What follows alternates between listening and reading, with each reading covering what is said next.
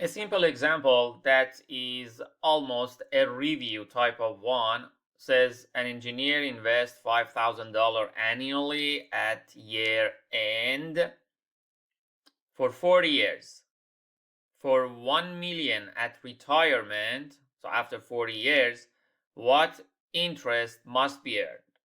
So what it is telling you, it is asking you to calculate the internal rate of return for this investment.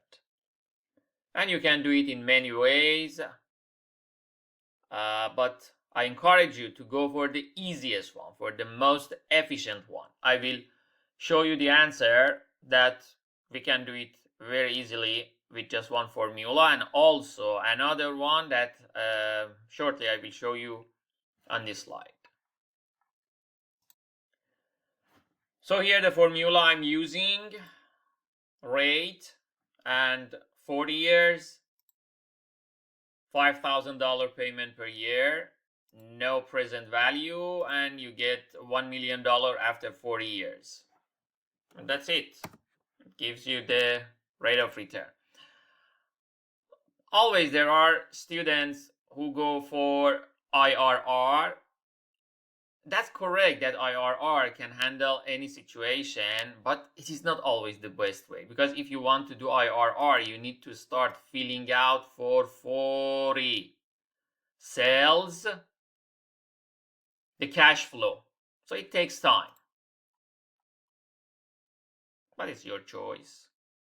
So 7%, 7.01% is the interest rate for that investment. Here is another way of doing it that is more theoretical, and again, remember that trial and error effort we did to find I that made, in our case, the present value 0. So here it says that we have that minus $5,000 per year. So you are going to calculate the future value of these payments. And also you have this. So you want to calculate the value of this factor. And it gets you to this part. It needs trial and error. The good thing about this way of handling at the level of learning, it's some sort of exercise that make your brain more business-like,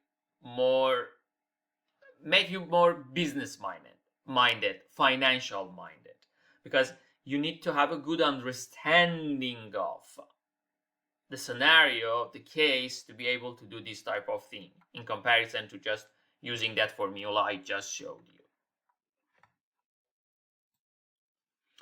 In this example, we have the cash flow over the timeline of 4 years or 4 periods, and you have many ways to handle that. Just remember, here we have gradient.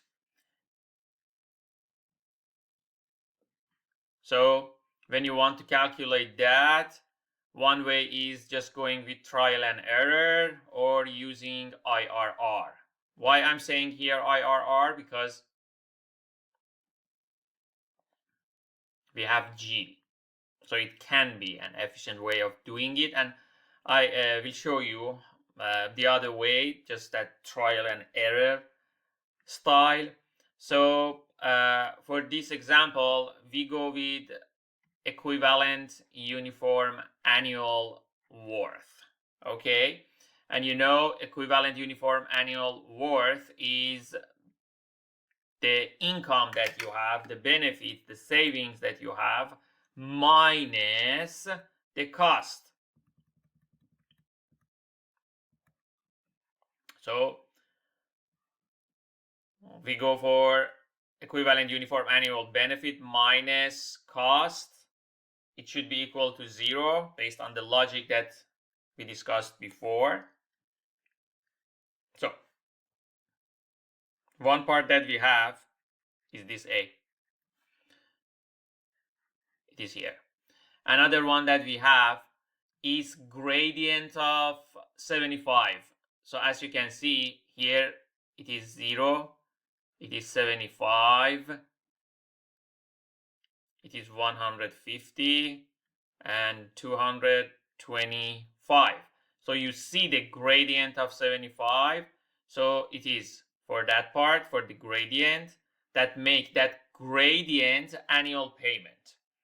And another thing that we have is the 700 part, that it is present value, but you make it A. So do not get intimidated by the notation. I told you, you can use any notation you are comfortable, but when it says A over G I4, means there is 4 years, because there are many tables that you can get these values from. I is the interest rate that you are working for, and AG, it means that it is now G, you want to make it A. When it is AP, it says that it is now P, you want to make it A. Why it is now P? You can see, you have 700P now, at a time of 0. When you want to be a successful engineering economist, when you want to be a successful, I mean in terms of calculation, in terms of being able to figure out the situation, you need to learn to think clearly, focus, compartmentalized, and direct. So when you see such a thing, I just told you, so it seems very simple. Don't overcomplicate anything. Okay, here it goes with 5%, it is positive. It goes with 8%, the same thing we have done before. 8%, it goes negative. So it makes sure the answer is between 5 and 8 for I. And finally, it comes up with 7 because it makes it 0. And it's just trial and error. There is no scientific formula for that. When you are taking this approach, you can directly jump to the answer. Example 7-3, the same as before. You have a cash flow here, and it is asking you to calculate the internal rate of return. And here we have the theoretical answer. And again, here you see the trial and error. Absolutely feel comfortable to use IRR on your system and get the answer. And here you see the answer that you see, that it is a mathematical approach, and that in this course, we are not going to get involved into that part of mathematical calculation or interpolation or that type of thing. And the reason I'm passing this example this much fast, because they don't provide any specific challenge. It is just a practice. So quickly jump to your Excel and try to simulate this cash flow over there, duplicate this cash flow over there, and get the IRR. So you get ready for the more sophisticated cases that are on the way. Here you go, an example that I like. The example that gives you that type of punch. It is not straightforward like the previous ones. No, you need to be careful. You need to be very careful not to get confused. Maria borrowed 9,000 yearly at the beginning of the year for 4 years. Okay, so far no problem.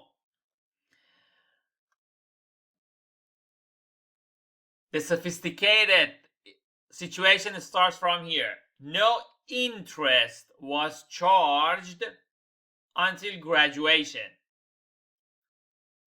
Graduation at the end of year 4.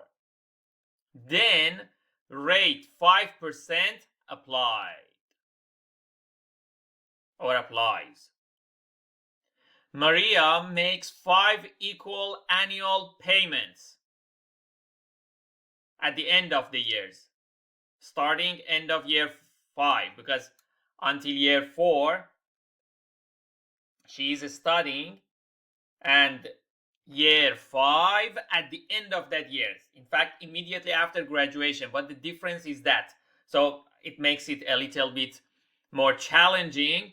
The receiving are at the beginning of the year, but payments are at the end of the year. The receiving has 0 interest rate at that time, but at the payment starts at year 5. So you see, it's a very well crafted challenge.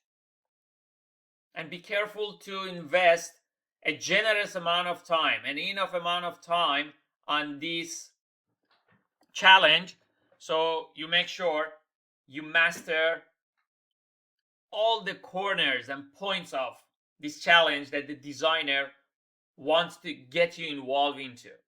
And also, when you finish everything, it is asking you for calculating the rate of return for this loan, that the first 4 years 0%, at year 5 5%. You see, now you are at the level that can handle that type of challenges.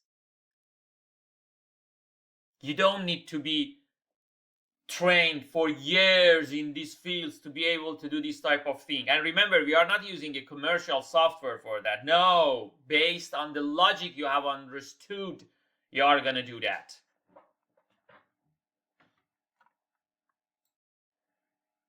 I have a question for you for that common sense part of our course that I always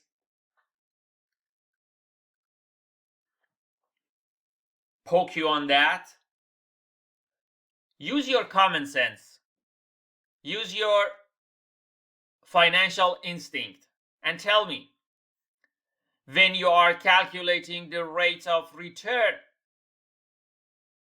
for Maria's loan over that 9 years, is it greater than 5% or no, it is less than 5%? Please, before you jump into calculations, try to answer this question. We all need that common sense that can help us in our decision making at the speed of light. We all need that, and that needs constant training. So you have all this case that is beautifully crafted. The first period that that Maria receiving the loan has 0 interest rate, and the last 5 years has 5 years interest rate. We are going to calculate all the details. For example, we are going to calculate how much is the yearly payment of Maria after graduation. We are going to calculate that. We are going to calculate exactly what is the rate of return for this loan. But before that, I want you just to come up with that. Do you think when we calculate the rate of return on this loan, it is greater than 5% or no, it is less than 5%? Stop the video and think about it deeply. Search about it. Just try to answer your question. When you reason your way to the answer, the value of training and the impact it has on your brain would be exponentially higher than the just very smooth and flat type of training.